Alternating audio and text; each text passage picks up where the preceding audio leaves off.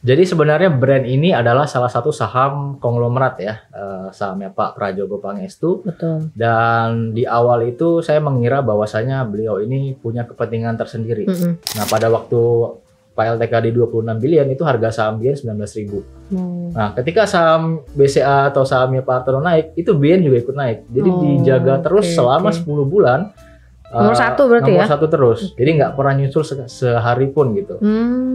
Oh jadi saya baru paham nih cara permainan. Oh ternyata pada waktu itu Bayan itu dinaikin sampai ke harga 19.000 itu tujuannya adalah agar valuasi saham itu menjadi besar sehingga Pak LTK itu atau Pak Loto Peluang itu menjadi yang terkaya di Indonesia, namanya tercatat. Untuk tahun 2024 kalau aku sendiri selalu beli saham itu selalu ngikutin yang namanya event-event yang ada di tahun itu. Ya, karena kalau itu nanti berkaitan sama kepentingan. Let's say misalkan di tahun 2024 nih ada dua nih electionnya kita Indonesia di Februari 2024 sama electionnya US ya Amerika. Itu November 2024. Ya kayak gitu. Itu adalah dua event yang bisa memunculkan saham-saham yang perform biasanya. Ya kalau misalnya kita bicara soal election di Indonesia itu ada 3 kandidatnya. Ini kan tiga-tiganya pasti punya visi misi baru, lebih fresh gitu ya.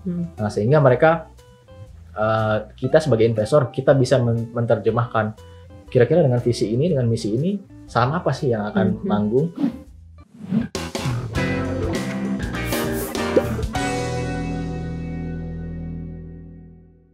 Hai Konvisto, kita ketemu lagi di podcast Investalk All About Investment. Untuk kali ini kita sudah kedatangan seorang trader profesional dan sangat aktif di TikTok. Mungkin merupakan influencer TikTok juga yang followersnya sudah 85.000. Mungkin kita langsung aja ya Konvisto. Oke, hai siang Boston. Halo Kak Sandra. Iya, gimana kabarnya siang ini? Alhamdulillah baik banget. Gacor nih. Gacor. Tradingannya gimana hari ini? Aman semuanya. Aman ya, aman terkendali ya. Aman terkendali. Oke, mungkin kali ini kita mau agak bahas tentang smart money flow analysis ya. Boleh. Mungkin kemarin yang bahas tentu lagi rame tuh di TikToknya tentang brand ya. Yes. Ya. Mungkin tapi sebelum itu kita mau dengerin dulu nih kisahnya Bastan. Makan Konvisto mungkin ada yang belum kenal. Kan tak kenal maka tak sayang. Iya. Jadi boleh bercerita dulu mungkin sebelum jadi full time trader tuh sebelumnya Bastan tuh ngapain gitu. Oke. Halo teman-teman. Jadi katanya aku Boston ya. Nah di sini tuh aku memang aktif banget di TikTok semenjak tahun 2021. Tapi sebelum itu aku tuh sebagai seorang karyawan ya. Jadi karyawan di salah satu perusahaan pertambangan batubara itu ada di Kalimantan Selatan. Kita nambang batubara juga pengirimannya dari kita juga. Itu perusahaan di salah satu di Kalimantan Selatan. Nah di situ aku berkarir di perusahaan pertambangan batubara itu dari tahun 2018 tuh ceritanya. Oke, dari 2018. Yes, 2018. Setelah lulus kuliah tuh kan, 2012 terus kerja, kemudian aktif di sana selama 3 tahun. Nah, tapi dulu aku tuh kuliah jurusan teknik. Jadi teknik perkapalan dulu. Teknik perkapalan ya? Yes, teknik perkapalan. Sulit kayaknya tuh ya jurusannya. Nah, tapi ketika kerja itu aku malah jadi internal auditor nih. Jadi belok lah kayak gitu. Nah, pas di internal auditor itu teman-temanku rata-rata orang akunting semua. Jadi di situ aku terpengaruh tuh oleh mereka. Jadi kayak mereka ngebahas tentang saham. Terus aku tanya, ini apa ya gitu saham. Terus aku diajarin tuh tentang saham segala macam. Akhirnya tertarik di saham gitu. Dan sekarang mendalami sampai 2023. Jadi aku udah sekitar 5-6 tahun lah. Berarti 5-6 tahun sudah di market ya? Yes. Udah masuk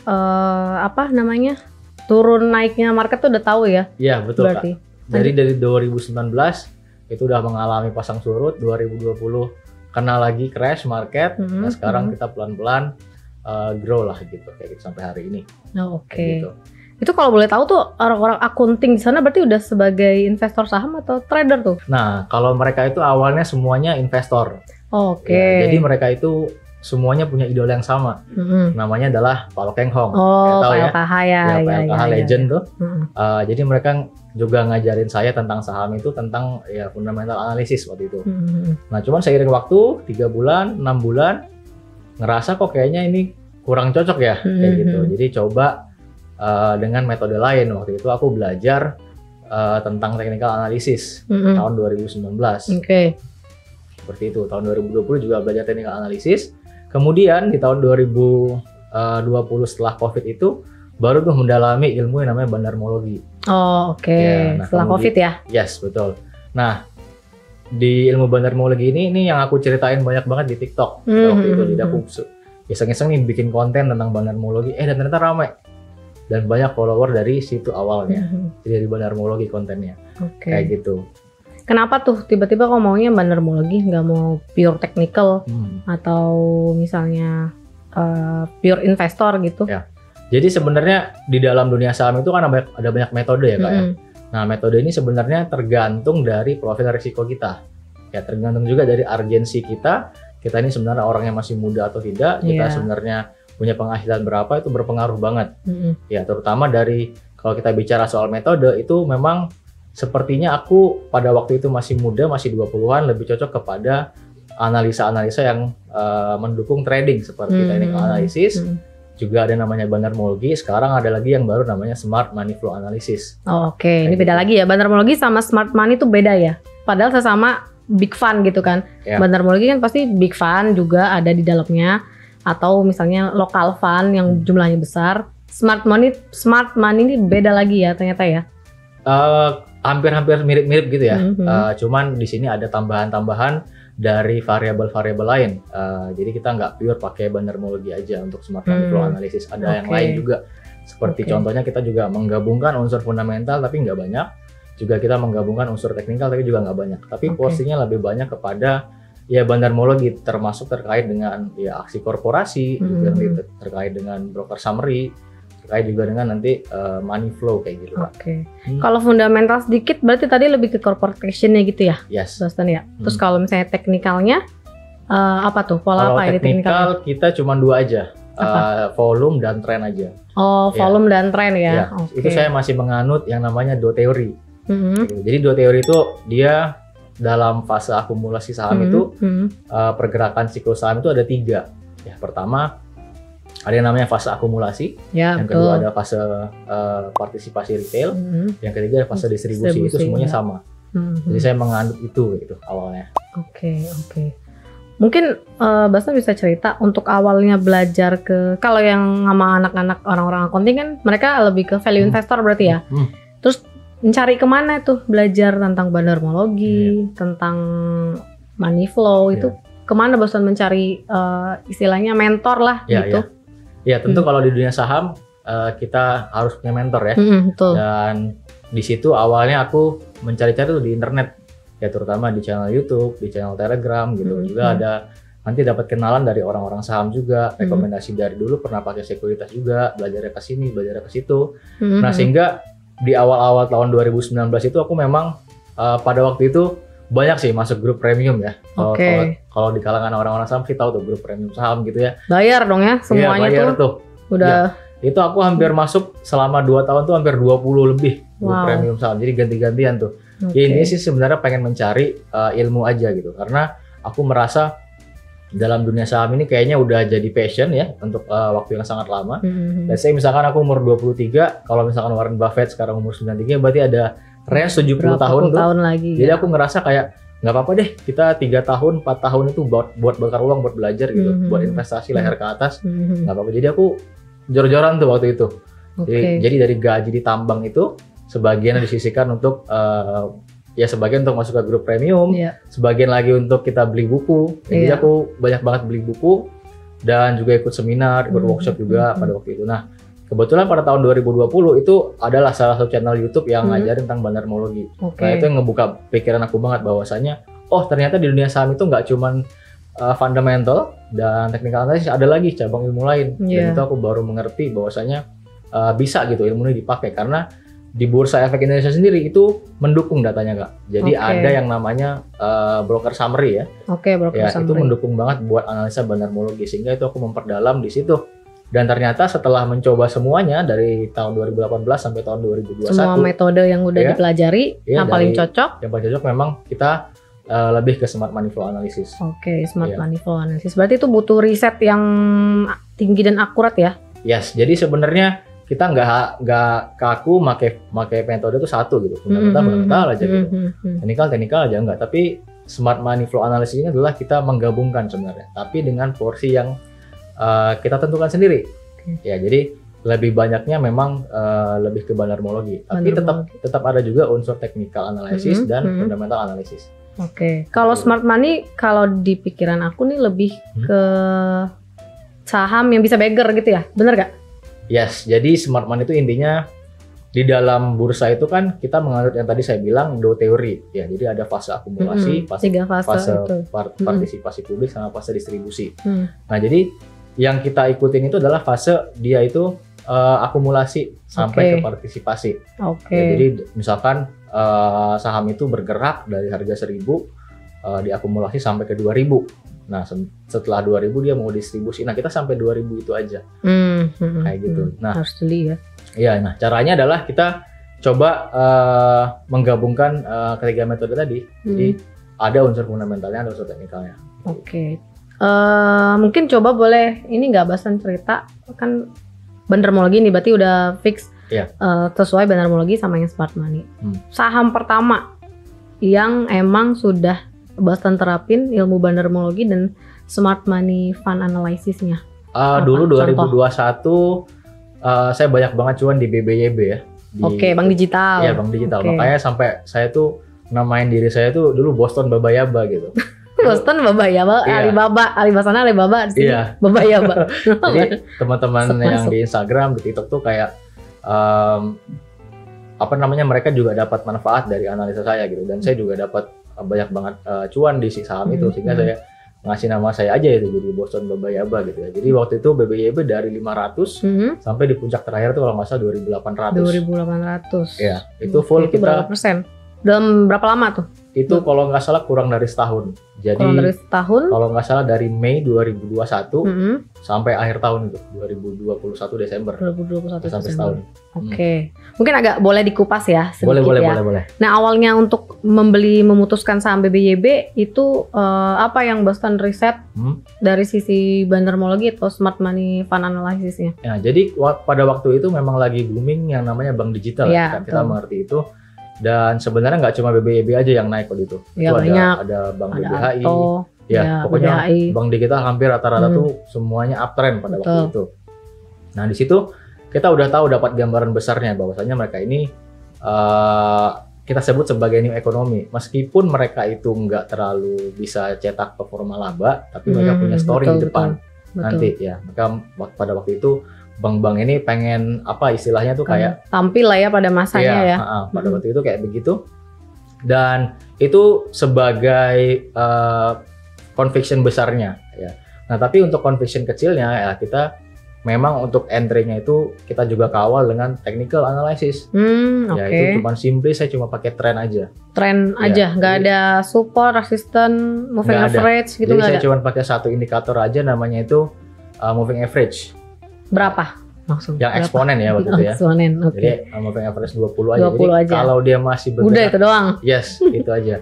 Nah, diiringi dengan kita volume dan bandarmologinya. Iya. Ya, jadi kalau misalkan bandarmologinya belum ada distribusi besar, ya, cuman distribusi kecil aja, masih fase di partisipasi retail, saya masih berani hold. Gitu. Sampai nanti trennya patah ya. Kebetulan pada waktu itu BBYB patahnya ya di akhir tahun ya. Akhir tahun. Ya, akhir tahun 2021 itu. Gitu. Jadi waktu itu udah selesai. Seperti itu. Jadi kita pakai conviction besarnya dulu di awal. Oh, ini kenapa bisa berprospek ya? Itu karena memang bank digital seperti itu. Kemudian kita entry-nya itu kita lihat bandarmologi. Jadi misalkan ada akumulasi pada harga berapa, jumlahnya berapa, average-nya berapa. Kalau nggak terlalu jauh, kita berani masuk. Ya, kemudian kawalnya kita pakai technical analysis. Begitu dia break, berarti udah siap-siap kita jual. Ya, selagi dia bergerak di atas moving average 20, kita tetap hold. Bukan karena buangan dari kita lihat dari bandarmologi, bukan? Bukan. Jadi yang diutamakan dulu adalah trennya. Ya, jadi kalau misalkan buang, itu kan istilahnya kalau harga naik turun itu kan wajar. Ya, cuman kalau dia masih di atas trennya, kita masih tetap hold. Kayak gitu. Begitu patah, berarti dia udah mau trennya berbalik arah. Betul. Gitu ya. Dan itu untuk BBYB. Untuk yang terbaru itu kan berarti kemarin Boston bahas brand ya? Yes, brand. Boleh ini nggak di-share mungkin biar kawan Visto juga belajar juga nih ya. Kalau mau belajar lebih dalam ada kelasnya Bastan juga kan? Boleh. Nah kalau untuk brand sendiri, Bastan lihatnya dari awal tuh gimana gitu prosesnya? Jadi sebenarnya brand ini adalah salah satu saham konglomerat ya, sahamnya Pak Prajogo Pangestu. Betul. Dan di awal itu saya mengira bahwasanya beliau ini punya kepentingan tersendiri. Jadi saham brand ini kalau dia itu IPO tanggal 9 Oktober 2023. Ya. Nah, kebanyakan hampir 90% itu saham-saham IPO ini kalau dia listing itu hanya nyerap uang retail aja. Jadi dia listing misalkan di harga 100. Udah selesai gitu ya. Udah selesai 2 minggu, 3 minggu harganya udah di bawah 100 ya, gitu. Nah, kemudian ada namanya saham brand. Ya, ini sahamnya Pak Prajogo. Nah, sebelumnya itu sahamnya Pak Prajogo tuh udah ada yang listing namanya saham Cuan. Iya. Petrindo itu ya. Cuan. Nah, dia itu dari harga kalau nggak salah 200 ya. Sekarang udah 9.000 ya. 9.000 ya. Betul. Naiknya udah hampir 4.000% gitu. Betul. Nah, pada waktu bulan Oktober 2023 saham Cuan itu dia kalau nggak salah di harga 3.000-an gitu. Jadi dia udah naik sekitar 1.500%. Nah, saya menganggap bahwasanya ya kemungkinan besar saham brand ini juga akan seperti Cuan. Ya karena secara track record memang emitennya ini memang nggak mau langsung cepet-cepet buang gitu ke retail. Mereka memang mau naikin sahamnya dulu. Nah, kemudian saya juga menganalisa bahwasannya ketika saham itu sudah listing arah yang kedua, saya kira tuh bakalan selesai gitu ya akumulasi. Berbalik arah. Udah selesai. Ternyata belum selesai nih. Ya, masih lanjut. Ternyata malah lanjut arah gitu ya. Dia sahamnya di hari kedua, terakhir itu di harga 18.90 dia masih arah lagi. Saya mengira bahwasanya wah ini udah selesai, tapi ternyata belum. Nah, di situ saya cari tahu nih. Ya, oke. Nah, ini yang paling menariknya nih, cari taunya nih. Nah, riset. Ternyata pada waktu itu ada rumor bahwasanya Pak Prajogo itu mau jadi yang terkaya di Indonesia. Ya, betul. Ya, jadi saya udah tahu itu dari hari ke-5 dia listing, kalau nggak salah sekitar tanggal 14-15 Oktober. Nah, saya cari tahu. Nah, ternyata sudah ada orang yang melakukan itu terlebih dahulu. Oke, karena kayak story repeat itself ya. Udah pernah kayak gitu juga ya. Betul. Jadi yang sudah melakukan itu tahun lalu adalah Pak Lau Tu Kwong. Bayan. Ya, Bayan. Nah, waktu itu Bayan dari 16.000 dalam 3 bulan atau 4 bulan atau 5 bulan itu dia naik sampai ke 224.000. Wow. Ya, kebetulan sahamnya lagi stock split. Jadi sekarang di 19.000, harusnya itu 190.000 tuh. Ya, itu. Yang naiknya udah berkali-kali kan. Nah, pada waktu itu Pak LTK dia jadi orang terkaya di Indonesia nomor 1 itu di akhir tahun. Oke. Ya, setelah tercatat di tahun 2022 ya. 22 saham itu sideways. Saham Bayan itu nggak naik lagi gitu, tapi nggak turun juga. Nah, biasanya kan kalau ada pesta nih pasti ada selesai pestanya kan. Nah, ini kok pesta sampai 19.000 diangkat tapi nggak turun-turun gitu. Oh, ternyata pas saya buka Forbes, ternyata Pak LTK ini dia hanya mau menjaga saja sahamnya biar valuasinya itu tetap turun. Nomor 1 dia jadi yang terkaya. Jadi misalkan market cap-nya ya. Yes, betul. Jadi pada waktu itu Pak Dua Hartono bersaudara itu dia punya kekayaan tuh 25 billion. Ya. Nah, Pak LTK itu sekitar 26. Di atas. 26, cuman beda dikit aja. Nah, pada waktu Pak LTK di 26 billion itu harga saham BN 19.000. Nah, ketika saham BCA atau sahamnya Pak Hartono naik, itu BN juga ikut naik. Jadi dijaga terus selama 10 bulan. Nomor 1 berarti nomor 1 terus. Jadi nggak pernah nyusul sehari pun gitu. Oh, jadi saya baru paham nih cara permainan. Oh, ternyata pada waktu itu Bayan itu dinaikin sampai ke harga 19.000 itu tujuannya adalah agar valuasi saham itu menjadi besar sehingga Pak LTK itu atau Pak Lau Tu Kwong itu menjadi yang terkaya di Indonesia, namanya tercatat. Ya mungkin bagi Konglo itu prestis lah buat mereka ya, mereka tercatat di Forbes menjadi kayak orang terkaya nomor 1 di Indonesia, itu suatu kebanggaan atau prestis buat mereka gitu. Nah, saya melihat pola ini sama nih dengan yang dilakukan oleh Pak Prajogo. Sehingga pada waktu dia brand di harga 2.000-an, saya udah hitung. Oh, kira-kira kalau Pak Prajogo mau menyusul kekayaannya Pak LTK itu harusnya brand ke harga berapa sih? Ya, itu saya udah hitung. Pada waktu itu saya hitungnya di 4.600 brand ya. Nah, tapi di situ saya nggak memakai variabel yang ada namanya saham indirect ya, itu saham yang private-nya beliau lah, saya nggak tahu kan. Nah ternyata ketika dihitung di 4.600 ternyata beneran sampai gitu. Nah kemudian ketika di 4.600 ternyata beliau ini belum jadi yang terkaya. Nah mungkin ada saham lain yang saya nggak tahu, beliau punya private ya. Nah sehingga pada waktu brand ke 4.600 saya udah nggak lihat sahamnya lagi tuh. Saya cuma lihat posisi terkayanya siapa, market cap-nya berapa. Betul, gitu ya. Jadi kalau nanti misalkan Pak Prajogo sudah nyusul 3 di atasnya, Dua Hartono bersaudara sama Pak LTK, baru mungkin saya coba untuk analisa lagi apakah saya mau lepas atau tidak. Dan ternyata kejadian gitu. Brand tambah naik lagi sampai 6.000. Iya seperti itu. Itu awalnya. Jadi sebenarnya yang dilakukan Pak Prajogo itu memang sudah ada yang melakukan sebelumnya. Cuman sebelumnya Pak LTK itu memang nggak ada sama sekali nggak terlalu heboh ya, karena pada waktu itu Pak LTK sahamnya juga kurang liquid ya. Jadi memang itu kepentingan mereka aja. Gitu. Itu awalnya kayak gitu. Dan analisa lain nih ada nggak kalau untuk si brand ini sebenarnya tujuannya mau kemana sih sahamnya? Jadi apa sih yang ngebedain brand sama Bian ya? Kalau Bian itu dia tipis-tipis bid overnya ya. Kita kalau masuk gede pasti ketahuan tuh. Nah kalau brand ini dia besar-besar. Nah kenapa kok bisa beda padahal tujuannya sama? Ya itu kepentingan nanti ketika mereka mau di fase Dow teori yang ketiga tadi ya, distribusi ya. Semua tentang distribusi. Jadi sebenarnya kalau kita lihat sekarang kondisi brand itu sudah jauh sekali ninggalin Pak LTK kekayaannya. Kalau nggak salah kekayaan Pak Prajogo sekarang di 40 sampai 45 billion. Kalau Pak LTK itu cuma 28 billion, jauh ya, sangat jauh. Jadi nanti distribusinya kemungkinan besar bukan ke retail, tapi lebih kepada placement kalau kita bilangnya. Jadi placement itu adalah dia diharapkan dengan meramaikan transaksi, market cap besar, juga ada akses untuk asing masuk. Jadi dia diharapkan untuk masuk salah satu indeks. Kalau saya memperkirakan nanti masuknya ke indeks MSCI ya. MSCI ya. Yes. Itu Morgan Stanley Capital International. Jadi di situ Pak Prajogo nggak perlu distribusi, karena memang kalau masuk ya mereka akan beli sendiri.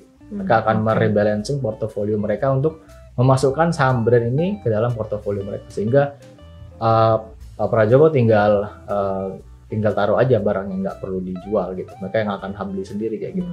Salah satunya untuk masuk MSCI itu harus meningkatkan market cap ya. Yes, ada mungkin ya. Yes, ada 3 syarat.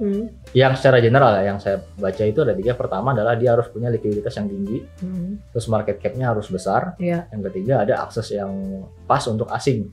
Nah, brand ini kenapa diangkat terus sampai market cap-nya besar ya? Itu salah satu syarat. Nah, kenapa brand ini liquid? Ya itu juga salah satu syarat gitu. Nah, kalau kita ngelihat Bian, itu kan dia nggak liquid. Makanya dia nggak akan ada masuk MSCI. Jadi dia nggak masuk ya. Nggak masuk, meskipun market cap-nya besar gitu ya. Jadi dari Januari sampai sekarang nih, nggak ada masuk sama sekali sampai November ini. Atau mungkin salah satu konglomerasinya mau beda tujuan kali ya. Mungkin Pak LTK hanya mau menaikkan market cap aja, meningkatkan kekayaan aja gitu ya, nggak ada tujuan yang lain. Gitu. Nah kalau untuk prediksi Boston nih untuk brand sendiri, kan ini berarti belum masuk MSCI ya? Belum, baru cuan yang baru masuk. Itu pun dia masih small cap ya, atau mikro. Berarti masih ada target menurut pribadi Boston nih, brand tuh bisa ke berapa? Kalau saya ngelihat dari kepentingannya, itu memang mereka pada akhirnya akan mencoba untuk membuat brand masuk ke MSCI ya, agar itu semua terserap oleh istilahnya institusi asing gitu ya. Nah MSCI itu nanti di berikutnya itu ada di bulan Februari 2024. Jadi 31 Januari 2024 kalau nggak salah itu udah batasnya. Jadi mungkin untuk rebalancing. Iya, jadi mungkin teman-teman kalau misalnya udah punya di harga bawah ya, kalau planku ya mungkin di tanggal-tanggal brand nanti ada pengumuman masuk MSCI, mungkin baru aku mau lepas. Tapi kalau selagi uptrend ya tadi yang kita bahas di awal, kalau selagi uptrend ya kita akan tetap hold. Ya. Teman-teman bisa cek sendiri kalau di saham brand ini tetap masih uptrend, meskipun ada naik turun segala macam, masih uptrend. Jadi tetap masih hold. Tapi untuk conviction besarnya itu Karena kita belajar dari sebelum-sebelumnya ya, ada Arto, ada Goto, dan yang terakhir nih terakhir ada Aman ya. Kemarin baru aja masuk MSCI, kemudian sahamnya di dump terakhir itu. Berarti story-nya udah selesai gitu ya? Kalau untuk Aman,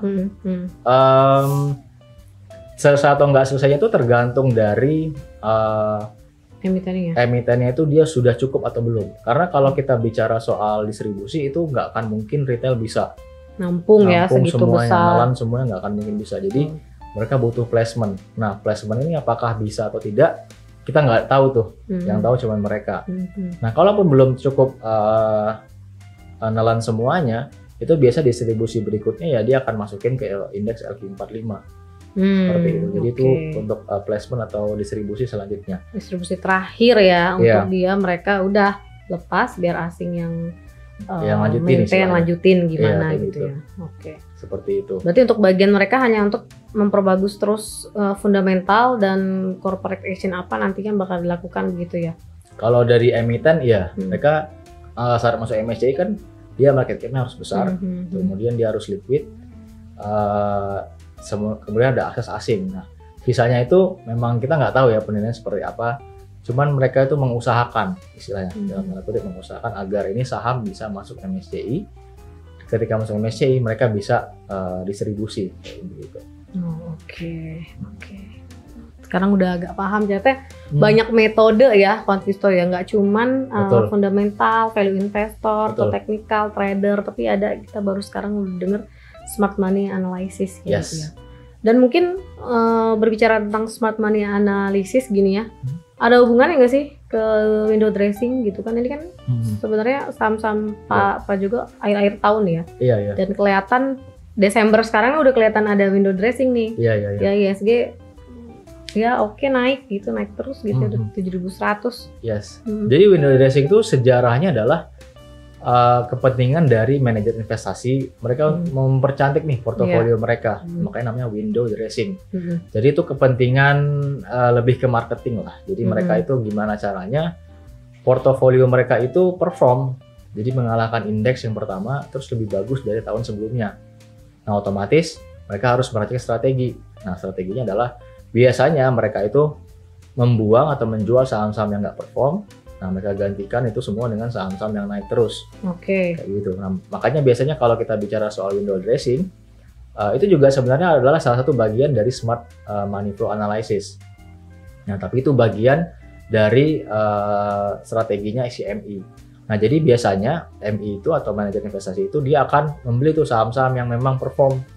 Nah, misalkan kalau kita bicara soal market Indonesia itu yang pasti perform karena kita emerging market itu pasti saham banking. Nah, big cap yang 4 itu hampir rata-rata nggak pernah sih dijual. Itu pasti perform terus.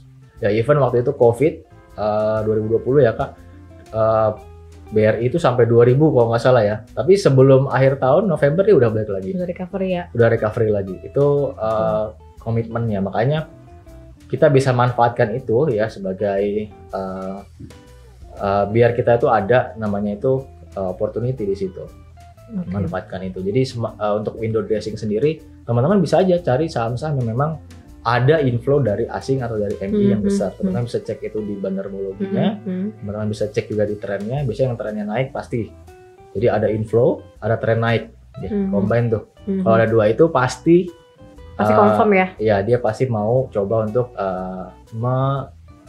mau window dressing kan portofolio mereka. Nah sampai berapa naiknya teman-teman tinggal cek aja tahun lalu saham ini di berapa closingnya di tahun 2022 akhir ya. Nah sekarang di berapa, biasanya dia lebih dari itu sih. Jadi itu hanya memanfaatkan aja strategi asing atau strategi big fund atau MI untuk mempercantik portofolio mereka. Nah kita bisa ambil kesempatan karena ada money flow. Karena kalau mempercantik mereka harus HK kan, ajar kalian nggak mungkin mereka nunggu, karena nggak akan mungkin keserap dan nggak akan mungkin naik. Jadi ya teman-teman bisa masuk kayak gitu. Makanya kita bisa bilang itu adalah smart money flow analysis, karena yang menggerakkan atau yang membuat flow-nya adalah ya itu tadi big fund, MI kayak gitu. Dan masih rekomendasinya untuk window dressing tetap perbankan ya? Yes, perbankan itu hampir pasti mereka akan window dressing. Minimal mereka nilai sahamnya itu lebih tinggi daripada tahun lalu. Selalu seperti itu sih kalau saya lihat secara historical. Biar secara year on year mungkin naik ya persenannya ya. Jadi pembukuan mereka akhir tahun itu perform, terus mereka beat the index gitu. Itu kepentingannya. Jadi teman kita bisa manfaatin tuh. Iya, lumayan untuk big bank bisa sampai mungkin 5% sampai akhir tahun. Iya, itu tergantung dari pertama penutupan tahun lalu berapa. Yang kedua adalah outlook sebenarnya. Jadi kalau misalkan mereka yakin sekali tahun depan itu bakalan cerah, biasanya mereka berani ambil naikin performnya lebih dari 5% gitu. Tapi kalau kayaknya agak-agak suram gitu ya, kayaknya jangan tinggi-tinggi deh. Biar nanti di next window dressing mereka nggak capek tuh. Iya, ada PR untuk di hari tahun berikutnya soalnya ya. Betul. Oke, terus ngomong-ngomong untuk, berarti kan itu saham Money Smart Flow itu untuk saham konglomerasi 2023 nih. Kemarin kayak brand baru cuan gitu. Nah, kalau untuk 2024 tahun depan ada bidikan sendiri nggak dari Boston? Ya, pertama kalau misalkan kita udah belajar bahwasanya memang sudah ada yang melakukan untuk mau menaikkan valuasi menjadi orang terkaya. Jadi next time kalau misalnya ada konglo lagi yang pengen melakukan hal yang sama, kalau anak-anak saham bilangnya push rank gitu ya. Push rank. Ya teman-teman udah tahu strateginya gitu. Teman-teman udah mengerti caranya, teman-teman udah mengerti conviction-nya. Yang pertama. Nah, kalau untuk tahun 2024 kalau aku sendiri selalu beli saham itu selalu ngikutin yang namanya event-event yang ada di tahun itu. Ya, karena kalau itu nanti berkaitan sama kepentingan. Let's say misalkan di tahun 2024 nih ada 2 nih electionnya kita Indonesia di Februari 2024 sama electionnya US ya, Amerika. November 2024. Ya kayak gitu. Itu adalah 2 event yang bisa memunculkan saham-saham yang perform biasanya. Ya kalau misalnya kita bicara soal election di Indonesia itu ada 3 kandidatnya. Ini kan 3-3-nya pasti punya visi misi baru, lebih fresh gitu ya. Nah sehingga mereka kita sebagai investor kita bisa menerjemahkan kira-kira dengan visi ini, dengan misi ini saham apa sih yang akan nanggung, itu kita bisa dapat dengan catatan ya dia bisa menang gitu ya. Jadi teman-teman untuk tahun 2024 kalau aku sendiri aku konfirmasi dulu siapa yang jadi presidennya, kemudian kita baca visi misinya mau ke arah mana, nanti kemudian kita terjemahkan dari visi misi ini sektor apa yang akan berdampak, yang akan mendapatkan keuntungan, baru nanti ke bawahnya ke sahamnya kayak gitu. Jadi dilihat dulu dari secara garis besarnya ya. Betul. Jadi istilahnya kalau di riset itu fundamental si presiden dulu lah ya, siapa yang terpilih gitu ya. Nanti next dia ternyata visi misinya terwujud, ya udah berarti sektor-sektor itu nanti yang akan. Ya itu bisa dibilang top down lah ya, top down analisis. Jadi dari atas dulu, dari makronya, ya sektor industrinya baru ke sahamnya, kayak gitu. Berarti udah pernah mengalami dong waktu pemilihan presiden? Waktu itu 2019 aku baru newbie tuh, baru lahir tuh. Jadi 2018 saya udah tahu saham, 2019 baru mencoba untuk trading saham. Jadi pada waktu itu memang iya sama. Waktu itu apa tuh yang dari sektornya yang naik tuh setelah pemilihan? Dulu itu aku tradingnya di saham-saham ini, saham telkom gitu. Telekomunikasi. Ya telekomunikasi ya. Jadi infrastruktur ya. Infrastruktur waktu itu 2019 akhir tuh. 2019 awal sampai akhir tuh itu. Cuman karena masih newbie, belum tahu apa-apa, belum tahu banyak. Jadi risetnya pun belum dalam, sehingga ya aku waktu itu hanya belajar sih. Belum terlalu mendalami ini apa. Tapi sekarang udah bisa meraba-raba nih. Nextnya mau kemana gitu. Oh oke. Misalnya udah mulai membidik-bidik ya. Betul. Kira-kira siapapun itu presidennya ya. Adalah beberapa sektor yang udah di ini ya. Udah dibidik ya. Boleh disebut gak? Spill gak? Kalau aku sih optimis untuk IKN itu akan berlanjut kalau aku sendiri. Jadi mungkin ke infrastruktur itu sendiri sebenarnya udah kelihatan. Ada satu saham namanya saham Meta yang saat ini dia mau go private. Ya, sebenarnya dari analisa saya sendiri itu saya tahu bahwasanya kenapa mereka mau go private, karena ini saham diamond. Daripada mereka bagi-bagi ke share ke publik ya, mereka ambil lagi sendiri. Ya karena sepertinya si Meta ini bakal banyak sekali dapat project atau dari IKN ya, sehingga itu bisa membuat sahamnya perform secara laba. Nah sehingga aku melirik kalau misalkan untuk 2024 lebih ke sektor yang berkaitan dengan pembangunan ibu kota. Oke. Gitu. Berarti ke konstruksi dong? Bukan, atau infrastruktur? Tidak, ya bisa ke konstruksi yang untuk pembangunan kotanya atau juga penunjangnya ya, transportasi dan segala macam. Selain itu ada lagi nggak sektor lain?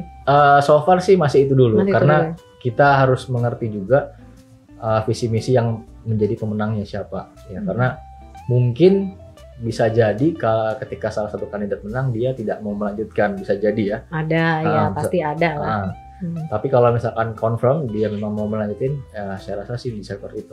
Tapi kita berharap sih semua calon capres melanjutkan ya pembangunan ya. Dan nanggung soalnya. Betul. Dana juga udah nggak sedikit yang kesana ya. Cuman emang sama sih sama Boston kemarin, emang kita yang emang pengamat gitu suka saham udah ngelirik sama Meta sesungguhnya gitu ya. Udah kelihatan dari sisi fundamental projectnya udah mulai banyak nih, tapi harganya masih belum sesuai, masih belum mengikuti nilai si Meta sesungguhnya nih. Tapi ternyata beda ceritanya berputar. Ya, berarti kita harus cari saham yang lain. Ya. Tapi biasanya kalau go private itu di harganya lebih tinggi sih harusnya. Iya, untuk pemegang ya. Betul.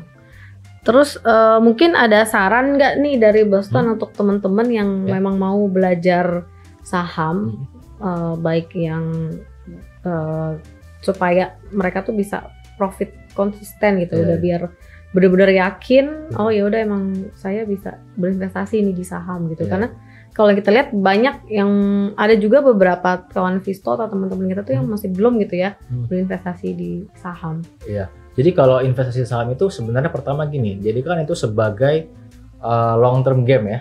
Pertama itu dulu long term game. Kedua, sebenarnya teman-teman itu kalau dulu saya newbie ya, saya waktu newbie 2019, saya itu dicekcokin tuh. Kalau beli saham tuh harus pakai fundamental yang bagus gitu. Nah sebenarnya itu ada salahnya juga menurut saya. Jadi yang paling tepat itu adalah teman-teman itu mencari sebenarnya jati diri atau profil resiko teman-teman itu mana sih yang cocok.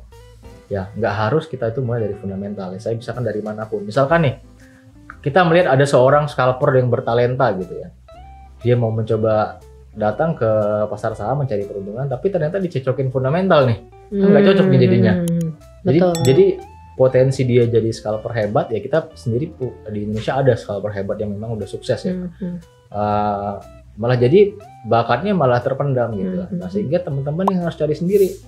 Ya teman-teman ini sebenarnya lebih ke arah mana sih? Apakah memang ke arah investor murni yang super long term, atau memang teman-teman menjadi seorang scalper, atau memang swinger aja? Nah itu sendiri yang saya lakukan selama 3-4 tahun ke belakang. Jadi benar-benar mencoba semua metode, mencoba untuk belajar dengan siapa saja, ngosongin gelas. Nah sehingga ketemu suatu metode, suatu cara bahwasanya saya itu lebih suka atau lebih cocok, lebih profitable dengan menggunakan analisis tadi, yang smart money flow analysis. Ini bisa dikatakan kayak metode mencari saham bagger ya? Kayaknya ya. Bagger apa multi bagger mungkin? Ya, multi bisa kali ya. Multi bagger waktu di BYB, bagger waktu di brand.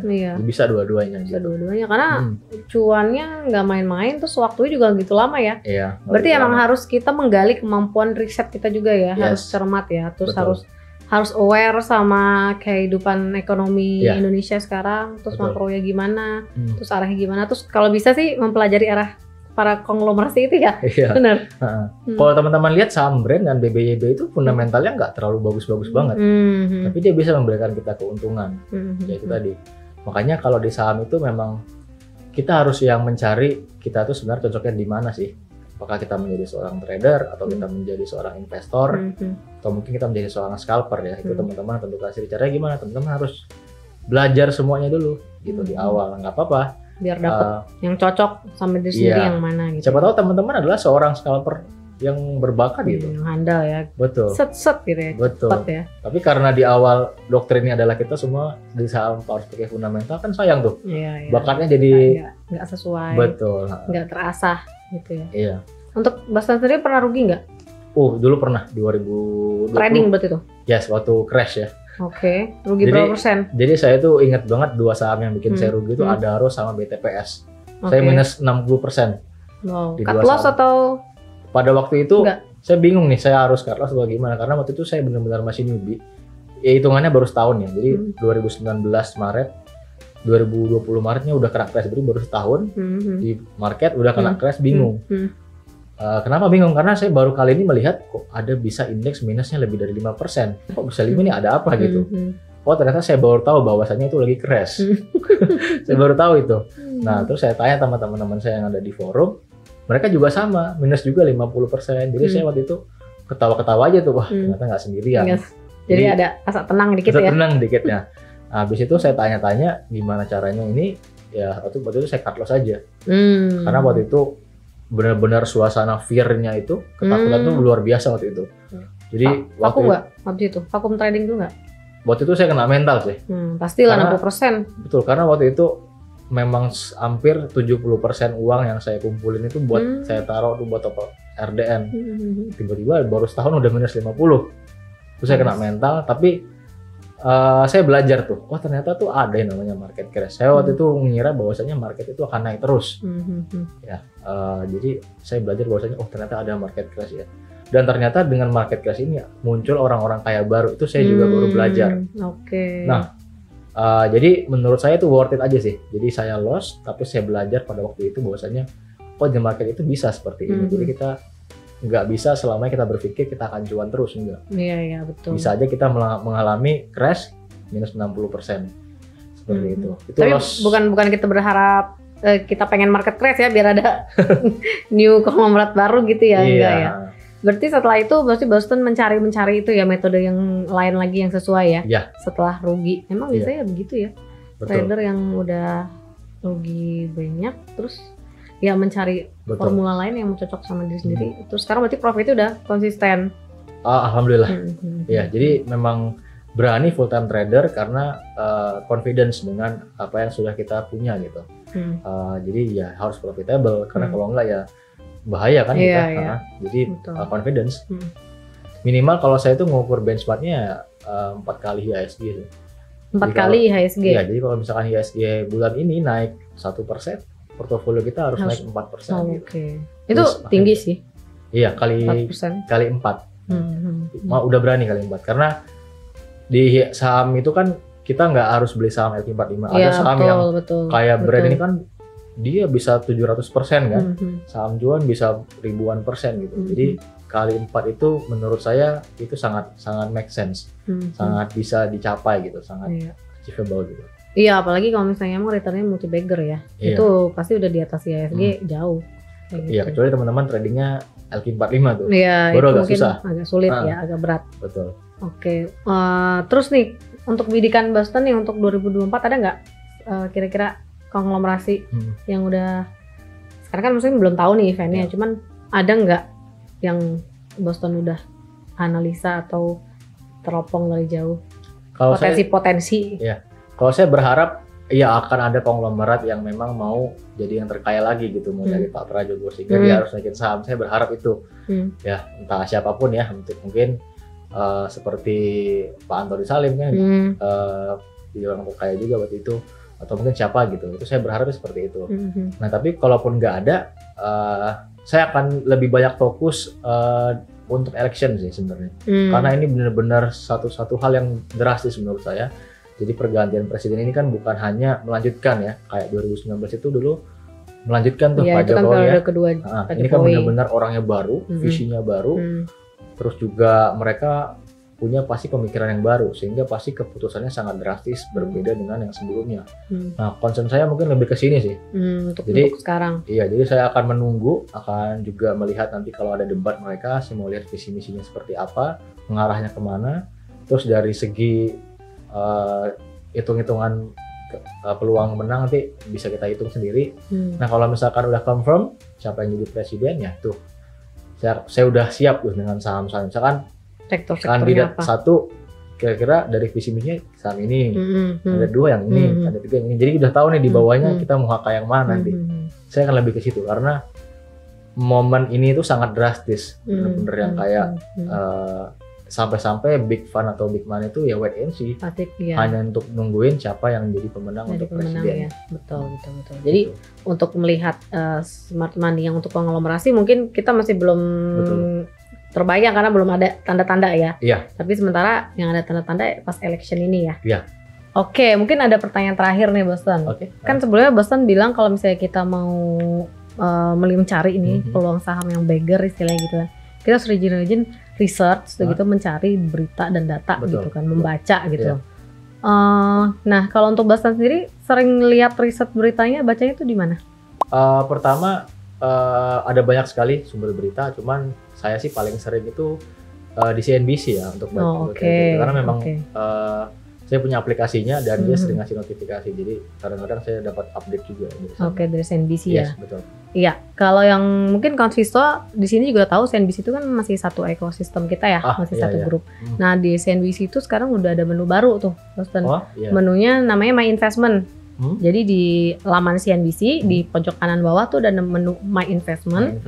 Dan di situ kalau misalnya Boston lagi baca berita, terus begitu pengen ada berita, oh ternyata saham brand masih uptrend atau saham brand masih ada corporate action dari Pak Prajogo, itu nanti langsung bisa klik My Investment, mau Boston beli atau jual dari situ bisa langsung bisa. Iya bisa. Jadi baca berita bisa langsung sambil beli saham atau beli reksadana atau beli obligasi. Kayak gitu. Dan mungkin di sini kalau misalnya Konvisto mau belajar lebih dalam lagi nih Boston ya tentang apa tadi saham beggar yang smart money analysis. Boston tuh suka sharing edukasi di mana? Di TikTok apa di manakah? Saya di Instagram sama TikTok. Cuman paling aktif sekarangnya di TikTok, sorry. Iya, di TikTok bisa berapa kali live itu Boston? Senin sama Kamis itu setiap jam 8 live. Tapi untuk bulan Desember ini saya mungkin mau coba 3 kali live. Jadi teman-teman bisa join aja live di TikTok Boston. Coba disebutkan apa? Ya, teman-teman bisa follow biar nanti notifnya ada. Saya pokoknya setiap Senin, Kamis sama Rabu jam 8 malam itu pasti live. Jadi kita bahas tentang update market, kita bahas tentang update saham apa aja yang lagi menarik. Ya mungkin bisa direferensi buat teman-teman atau buat pembanding gitu ya. Kalau misalnya teman-teman juga pegang atau watchlist sahamnya gitu. Iya betul, apalagi teman-teman mau mencari saham yang beggar gitu ya. Jadi harus terus mencari Boston nih, karena kalau Boston tuh sangat rajin mencari cerita-cerita, event-event, berita-berita gitu ya. Terutama di CNBC ya Boston ya? Yes, pasti. Oke, mungkin untuk podcast kita sekian aja Boston gitu. Terima kasih untuk ilmunya. Semoga di sini Konvisto juga bisa, yang mendengarkan bisa menerapkan dan ilmunya berguna buat Konvisto semua.